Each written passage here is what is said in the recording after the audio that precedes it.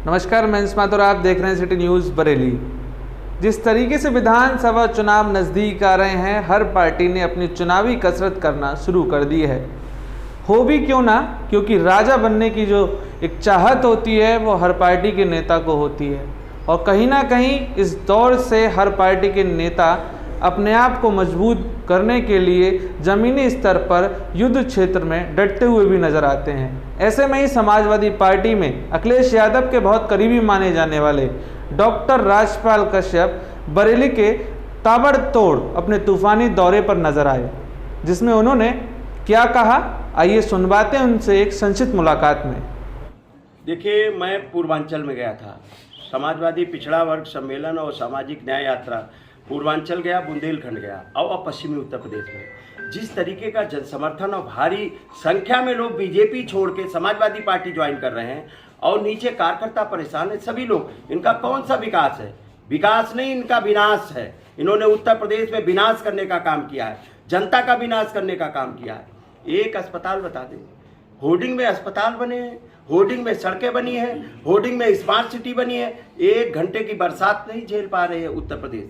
लखनऊ राजधानी का हाल देखा आपने, देखा वाराणसी का हाल देखा आपने, झांसी का हाल देखा था कि जहां भी ये उत्तर प्रदेश में हर मोर्चे पे बीजेपी सरकार विफल है और योगी जी तो हर मोर्चे पे विफल है और योगी होके झूठ बोल रहे हैं, झूठ पे झूठ बोल रहे हैं और भ्रष्टाचार में सरकार लिप्त है।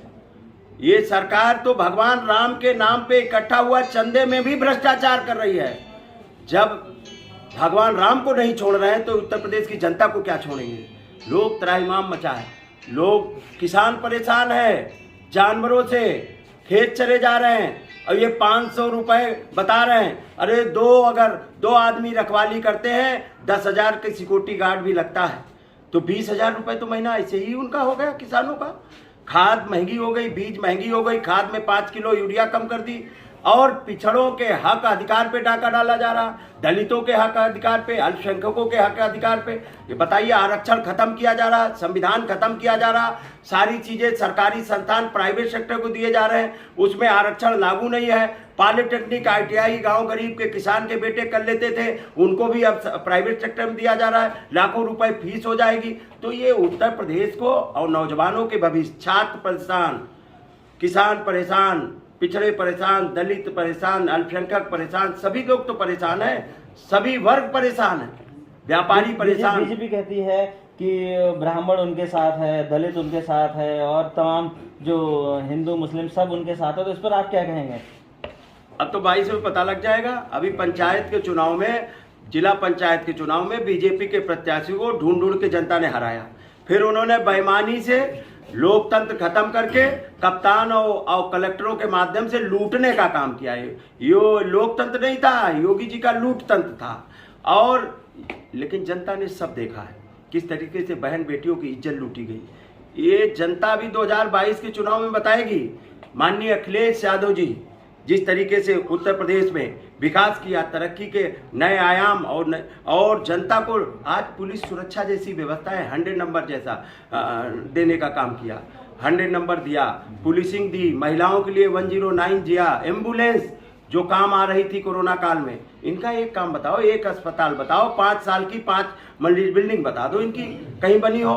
हाँ, कागजों में बनी है, होर्डिंगों में बनी है, प्रचार में बनी है और भाषण में बनी है। दूसरा एक सबसे बड़ा अहम सवाल है कि जैसा कि आप अपने वक्तव्य के लिए जाने जाते हैं, तो इस प्रकार जब आप योगी के खिलाफ बोलते हैं तो आपके खिलाफ पीलीभीत में मुकदमा दर्ज कराया, तो किस प्रकार लेते हैं इस कार्रवाई को? देखिए, योगी सरकार डर गई है मल्ला और निषाद के बेटे से। जिस तरीके से जनसैलाब चल रहा, पिछड़ों से डर गई है, पिछड़ों से घबराई हुई है, इसलिए मुकदमा हमारे ऊपर लिखा जा रहा, क्योंकि मैं मल्ला और निषाद का बेटा हूँ।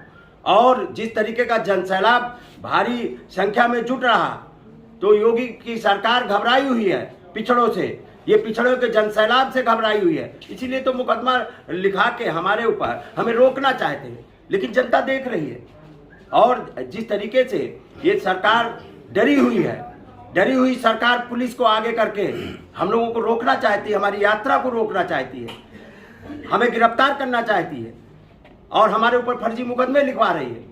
इससे तय हो गया। इससे सिद्ध होता है कि सरकार पिछड़ों से डर गई और पिछड़ों को मूवमेंट से डर गई।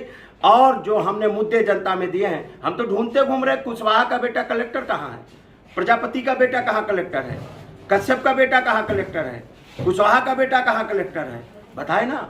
विश्वकर्मा का बेटा कहाँ कलेक्टर है, सविता का बेटा कहाँ कलेक्टर है, तो कहीं तो नहीं दिखाई पड़ रहा। हमारी सरकार को बताते थे एक जात की सरकार है, मैं भी तो ढूंढता घूम रहा हूँ पूर्व से लेकर पश्चिम तक, हमें तो कोई कश्यप का बेटा कलेक्टर नहीं दिखाई पड़ा, निषाद का बेटा नहीं दिखाई पड़ा, प्रजापति का नहीं दिखाई पड़ा, कुशवाहा का नहीं दिखाई पड़ा। बताओ ना कहाँ है, हम तो ढूंढते घूम रहे हैं।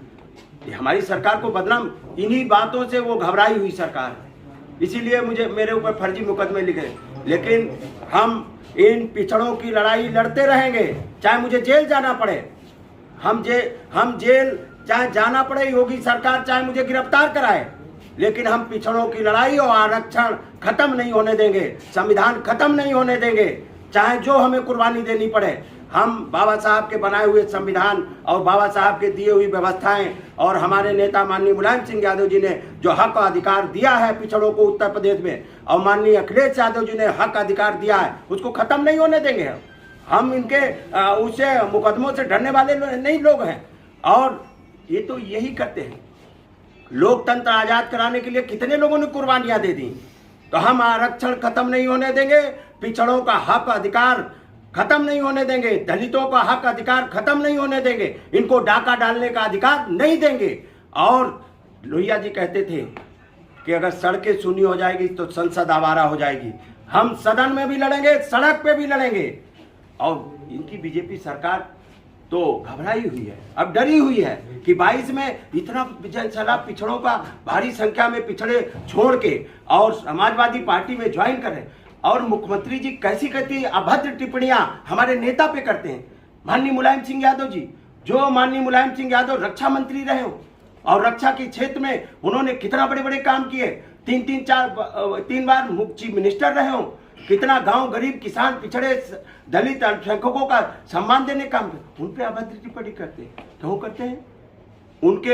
उनकी सामंती मानसिकता बताती है, ये सामंती मानसिकता है। जब वो हम 2022 में हम बैकवर्ड, जब चीफ मिनिस्टर रहे हुए, आज चीफ मिनिस्टर रक्षा मंत्री रहे हुए, इनकी मानसिकता को दर्शाता है कि इनकी कितनी सामंती बड़ी मानसिकता है। जब उस लेवल के व्यक्ति के साथ में इस तरीके का अभद्र टिप्पणी करते हैं सम्मानीय नेता के साथ में, तो गांव गरीब जनता और मछली पकड़ने वाले, चाक चलाने वाले और ये बुनकर, इनका क्या इनको तो वो कीड़े मकोड़े समझते हैं।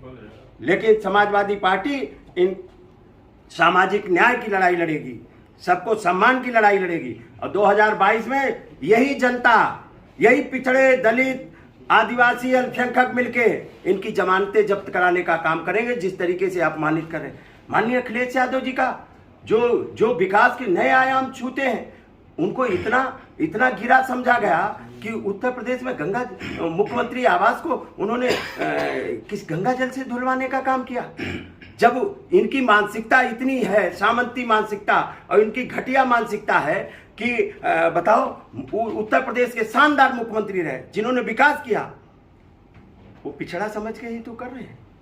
पिछड़ों का ये अपमान, पिछड़ों की दम पे सरकार बनी, मुख्यमंत्री जी बन गए योगी जी, अब पिछड़ों को अपमानित कर रहे हैं। पिछड़े बदला लेंगे इस बार और उनको हटाएंगे और माननीय अखिलेश यादव जी की सरकार बनाएंगे। और माननीय अखिलेश यादव जी की मांग है जाति जनगणना हो, आबादी के हिसाब से हक अधिकार मिले। और हमारी पुरानी भी मांग रही है, सन सोपा ने बांधी घाट, पिछड़े पावे 100 में 60, जिसकी जितनी संख्या भारी उसकी उतनी हिस्सेदारी।